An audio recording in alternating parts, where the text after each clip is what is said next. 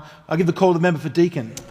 Thank you, Mr Deputy Speaker. It gives me great pleasure to rise today to speak in support of the Land Transport Infrastructure Amendment Bill. And I've just sat through half an hour of the member for Grayndler patting himself on the back for the work that he did, or the so-called work that he did. But I think today in question time, the member for Grayndler was caught out. It's not good enough to have a line item in the budget to fund a so-called infrastructure project if the proceeds of the mining tax, which are supposed to fund that project, are not realised. And I understand the member for Grayndler was probably a bit embarrassed in question time about that today, but I think half an hour of patting yourself on the back, member for Grayndler, was probably just a bit excessive. In contrast to the former government, we're committed to building the infrastructure of the 21st century, and this bill will help us achieve that goal. The amendments containing this bill are necessary to facilitate the government's ambitious land transport infrastructure agenda. Today's bill also cements our commitment to the Roads to Recovery program, a critical program that funds local governments to maintain the nation's local road infrastructure. The bill secures the Roads to Recovery program for another 5 years with $1.75 billion in funding and commits $300 million to the Black Spot program. The government is committed to investing in productivity-enhancing infrastructure that will help ensure our cities, including my city of Melbourne, and the regions continue to develop and prosper. Infrastructure investment is critical to Australia's economic growth and productivity, and on this side of the House we understand that. It opens up opportunities for jobs, access to markets, and improves the efficiency and safety of our transport and freight networks. In total, our government has committed $35 billion to fund key road, rail and intermodal projects between 2013-14 and 2018-19. And these projects include things such as the $6.7 billion to upgrade the Bruce Highway, $5.6 billion to finish the duplication of the Pacific Highway, $1.5 billion to WestConnex in Sydney, $1 billion to the Gateway Motorway North upgrade in Brisbane, $405 million for the F3 to M2 link project in Sydney, and most importantly to me, the $1.5 billion commitment to the East-West link in Melbourne. Of course, being the member for Deakin, I want to focus on that project, that commitment, the $1.5 billion that we've already committed to the East-West link, which will provide huge benefits to people living in my home state more broadly, and more importantly to me, the people of Deakin.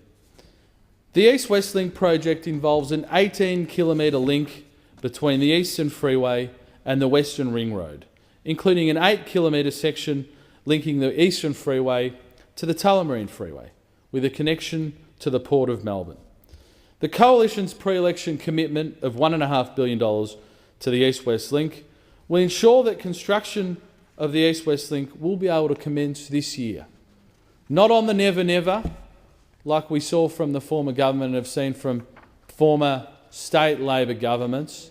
This project will happen. The East-West Link is a vital and necessary component of Melbourne's road network and will provide significant travel, economic, business and employment benefits for residents and businesses in my electorate of Deakin. I must give credit to the Victorian government, which has developed a business case that demonstrates that the East-West Link will deliver $1.40 in benefits for every dollar spent on the project, an outstanding return. Infrastructure Australia also supports the East-West Link and has identified it as a project, and I quote, that clearly addresses a nationally significant issue or problem. And the member for Grayndler, the Lords talks of Infrastructure Australia incessantly, but he ignores a statement like that from the body that he constantly references.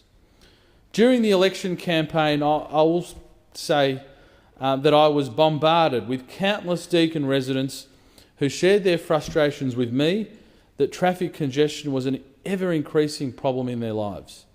And all of us accept traffic congestion within limits, but in Deakin we are reaching our absolute limit with the traffic congestion that we're suffering on the Eastern Freeway.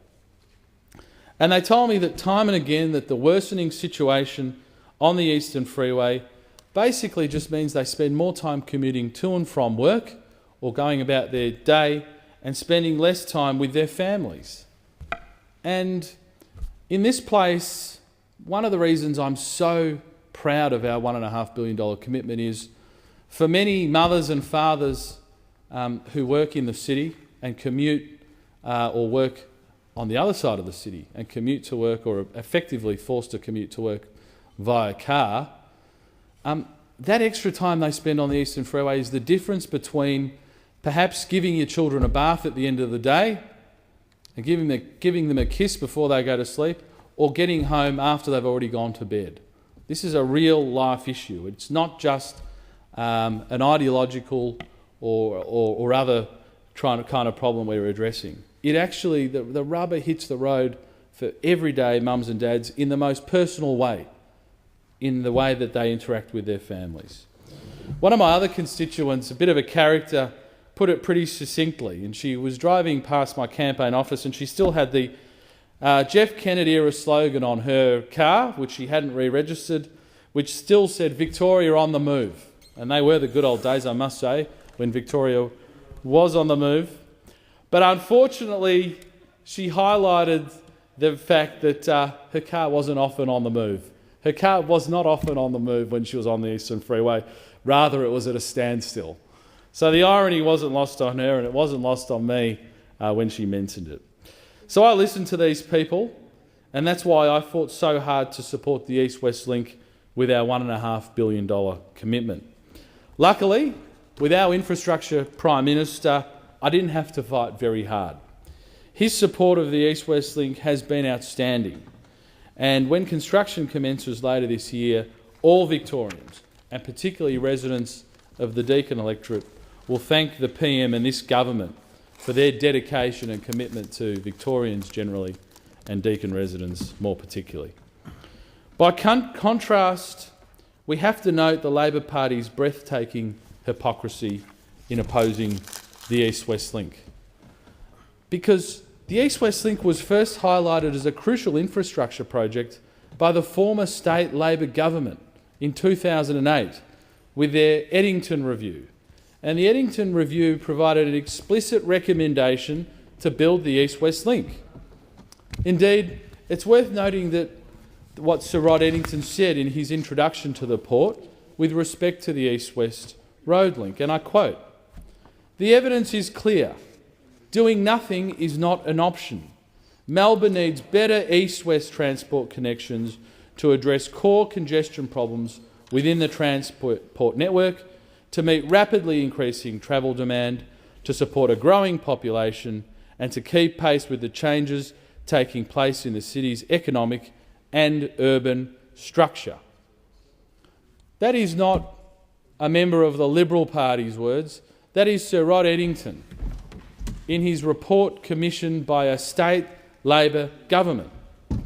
So given that independent advice, perhaps naively, I was very hopeful that the Labor Party would put Victorians ahead of their tawdry political interests by providing bipartisan support for our commitment of $1.5 billion to enable East-West Link to be built.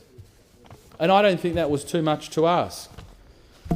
Unfortunately, though, the Labor Party deserted the residents of the eastern suburbs, and in particular the residents of Deakin, and instead they sought to placate their inner-city Green constituency by opposing this landmark piece of infrastructure.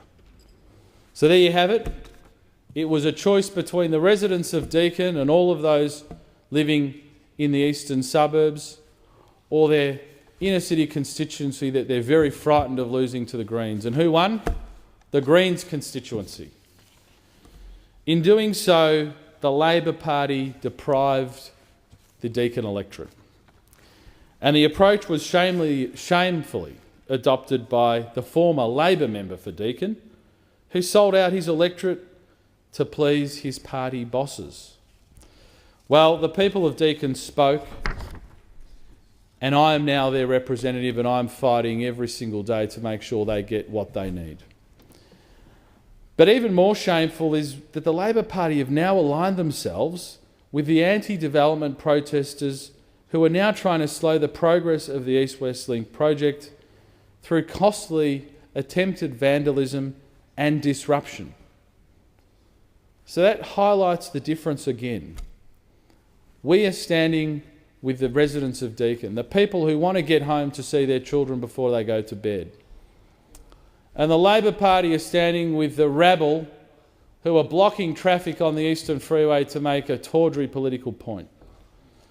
I mean, protesters like Anthony Main, who was recently reported as being charged with willful damage and boasting publicly that his protests have cost police in excess of $2 million. Order. I mean, on what basis would the Labor Party seek to align themselves with a rabble who are making life even more difficult? And I've had residents ring my electorate saying, on what basis would the Labor Party want to align themselves with a group that actually make me be stuck on the Eastern Freeway for 2 hours instead of the obligatory 1 hour because their protest activities are making life even that much harder? So I suppose the difference is very stark. And I also laughed when I saw the Labor Party aligning themselves with these rabble of a protest group, that one of the protesters that's out there now protesting against the East-West Link is a man who proudly claimed that he was also one of the protesters in the 70s, protesting against the construction of the Eastern Freeway. And so I say to all of my Deakin residents, imagine our electorate without the Eastern Freeway. These are the same people that were protesting against that, who were protesting against the East-West Link, and it seems very obvious to them that those are people who do not have the interests of the Deakin electorate at heart. I doubt that anyone could actually imagine living in our electorate without the Eastern Freeway, and I think in future people will not be able to imagine living in my electorate without the East-West Link. But the East-West Link project isn't just a very worthy project based on Sir Rod Eddington's report, Infrastructure Australia and all independent analysis. It'll also create 3,200 jobs during the construction phase and have a significant multiplier effect in business investment and indirect job creation throughout the eastern suburbs. And as the Prime Minister recently explained on Melbourne radio, the Commonwealth commitment to this project will also make it easier for the state government to proceed with other projects for Victorians, such as Metro Rail. I don't know on what basis you could have Labor members from Victoria arguing that we should not commit $1.5 billion to this project, which will free up money for all other infrastructure projects in Victoria. Our $1.5 billion investment is proof that we'll stop the former Labor government's bickering and we'll make it happen. We have a state and federal government working hand in glove to deliver this project for my constituents. We have a range of other road infrastructure projects in my electorate that will also be assisted by the Roads to Recovery program. And there were two really important projects that I want to outline quickly now. The first is the upgrade of the intersection of Bedford Road and Great Ryrie Street in Ringwood. Both of these projects I've spoken about in detail with my electorate. Both have huge community support, and we will, unlike the Labor Party, deliver them. We won't have line items in the budget that aren't funded because they're tied to sources of revenue that are never realised. People of Deakin and Australians more broadly can have confidence that when we commit to a project, it will be done. And it's for these reasons that I'm proud to be supporting the Land Transport Infrastructure Amendment Bill, which will help me deliver road projects in Deakin and throughout Australia.